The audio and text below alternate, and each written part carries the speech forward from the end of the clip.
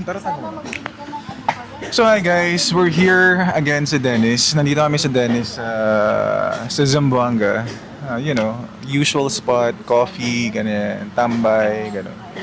So ano ba? Ano bang pwede natin pag-usapan? By the way, si Petit and si Negi, sila yung Yes. guest ko for today. Interview natin si TPS about sa kanyang love life. Love Mga life. nakaraang love life niya. Para malaman nyo, para magkaroon kayo ng background about sa kanya. Oo, at saka para magkaroon sila ng idea. Idea kung ano bang gusto ni Oo, yung mga TPS. like or and dislike. Yeah, Yeah. tama ka dyan. So, first question is... Ako muna. Sige, ikaw muna. Personal na to. Personal na to. Gaano ba katagal yung last na relationship mo? 3 years. 3 years yung last Sa relationship. 3 years ba yun, nakamove on ka na? Oo naman, I guess the answer to that question is yes. I've already moved on from the last relationship. I've already accepted na hindi kami para sa isa't isa. Are you sure? Yeah. Are you sure? I am sure. Kahit minsan, hindi mo naisip na dapat ganito na ginawa ko. Ano kaya kung ganito ginawa ko? Kami pa kaya? May mga times na pinanghihinayangan ko yung mga pinagsamahan namin kasi during that time akala ko siya na yung last, siya na yung makakasama ko for the rest of my life, ganun. Masyadong mataas yung expectations ko doon sa relationship na yun kasi nga live-in kami since day one, ganyan. And then, parang nasanay ka na. Pandemic days pa yun, guys. 24/7 kami magkasama. Tapos eventually nag-end yung relationship. That was devastating. Yeah. Pwede ba natin siyang pakalanan or Hindi na. Wala na pangalan. Tapos Kilala ko siya. kilala nila kasi yun, guys. Kasi nga Namimiss mo ba siya?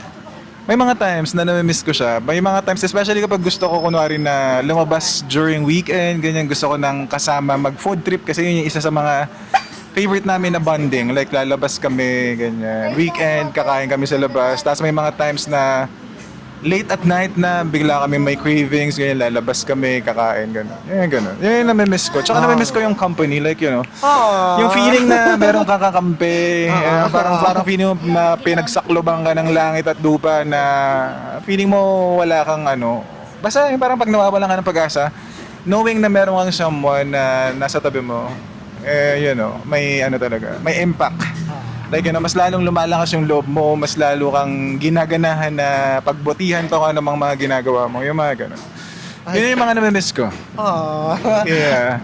Okay, next question is, tawag ito? Ano ba yan?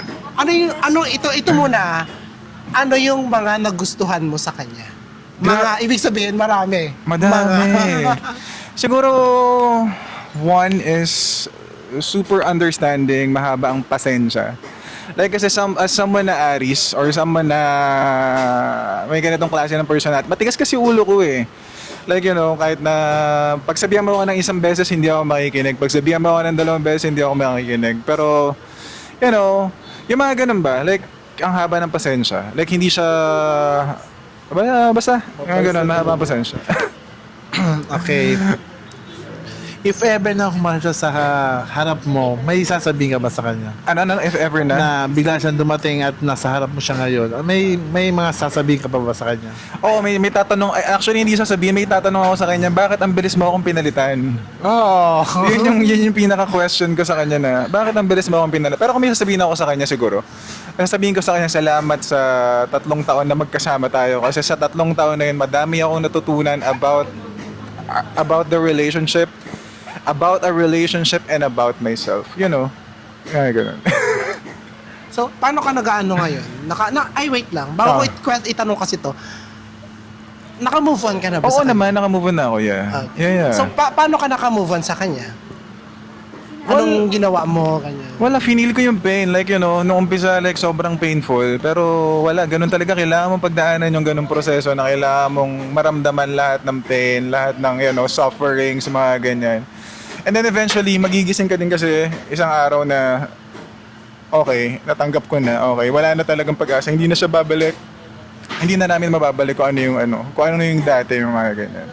Yung ba yung tanong mo? Yeah. So yun. Paano ka naka-move on? No, Yun parang yun. naiyak ba ako ngayon? Oh. Hindi, joke lang. Pero kung sakali meron kang wish about sa kanya, ano yun? Gusto ko siya maging successful, gusto ko siya maging happy sa life. At sana, alam ko na may partner ka na, may long-term partner ka na, and sana, siya na talaga yung para sa'yo. Ito naman, natanong mo sa kanya, ano yung mga hindi mo nagustuhan naman? Yung mga... Sa kanya? Oo, sa kanya. Wala eh. Like, kapag mahal mo ang isang tao, you don't get to see something bad about the person. So, wala. Parang wala naman akong hindi nagustuhan sa kanya. Siguro, yun lang. Yung naghiwalay kami, ang bilis lang niya akong pinalitan. Kung sakaling ready ka na ulit sa relationship, anong mga ugali o mga bagay na sa isang tao ang gugustuhin mo? Gusto ko patient. Gusto ko patient, ganyan, understanding. Kasi nga iba naman yung ginagawa ko mundo ngayon, di ba? I'm doing yung mga content, mga ganyan. So ganun, gusto ko mahabang pasensya. Ayoko nang masyadong possessive, ayoko nang masyadong aggressive, ganyan. Kasi parang nawawalan ako ng gana na parang, wait Ano lang. nasasakal? Parang gusto ko kasi, Obsessed, parang parang Nagagawa ganun. mo yung mga dapat gusto mong gawin. Yeah. Parang gusto ko kasi ako yung naghahabol. Like may ganun ako. Ayoko nang ako yung hinahabol. Kasi the more you chase me, the more ako nagla-let go. The more ako ngayon. nagde-detach. Ngayon, alam nyo na. Alam nyo na gagawin. Gusto ko ng challenge, ganun. Gusto ko ako yung Kaya yan ang hinahabol. Ayoko nang Oo, hinahabol. siya. Although alam nating lahat na masarap sa feeling na nagugustuhan ka, hinahabol ka. Pero for me, nakaka-turn off. Ayoko na masyadong possessive, aggressive, ganyan. Tsaka di ba na-mention mo yung parang natatakot ka na yung pag may yung parang may nagkakagusto sa yung parang obsessed. Hindi naman ako natatakot na may nagkagusto sa akin. Yun nga, pag nagiging obsessive na, yun doon ako medyo, teka lang. Ganun. Kasi pag na-obsess na yung isang tao, like, they keep on giving and giving.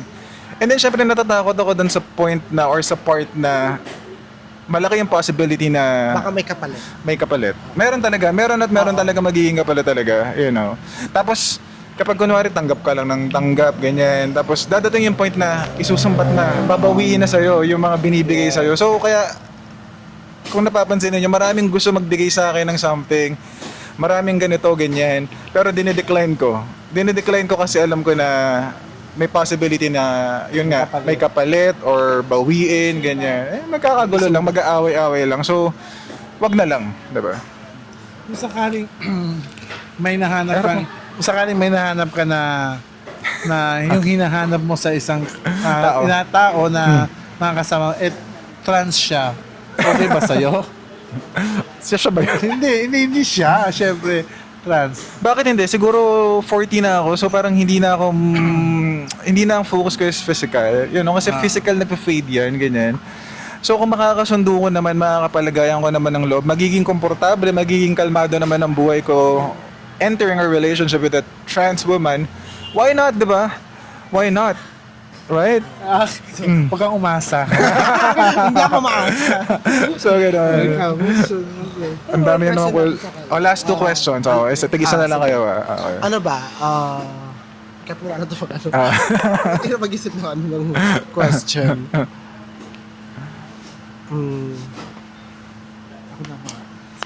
Ganito. Anong mga message mo sa followers mo na mag-a-attempt na kung sakaling magustuhan ka?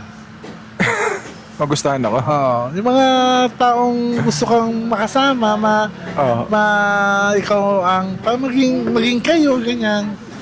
Wala, thank you kasi nagugustuhan ninyo ako. Like, hindi nyo ako kilala in person, hindi nyo ako kilala personally, pero thank you kasi nga, nagugustuhan ninyo ako. Hindi ako nagpapakita ng mukha, nagugustuhan niya pa din ako. One thing that I've proved sa pagiging content creator ko is hindi talaga importante ang physical na anyo ng isang tao.